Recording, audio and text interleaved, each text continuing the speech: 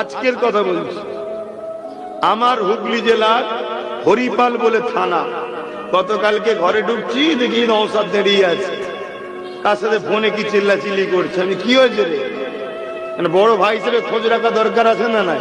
দেখি ফোনে চিল্লাচিল্লি, আমি কি আসলে চিল্লাচিল্লি, কি হয়েছে?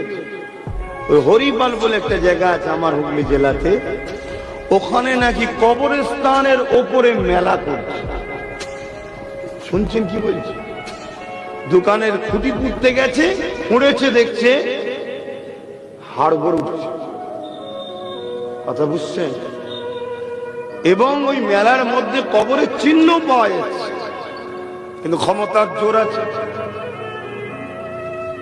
তা বলছে আমি যাবো কালকে, ভাই চিল্লাচিল্লি করছি। আজকে গেছে শুনলাম। তা আমি যেটা বুঝাতে চাইছি, আমাদের তো একটু ভাবা দরকার, কাল আমরাও তো মরবো। আমাদের কবরের উপরে যদি বক্স লাগিয়ে ধুমধাম আওয়াজ হয়, কি গো ভাল লাগবে? তোমার বিবেক কি বলছে?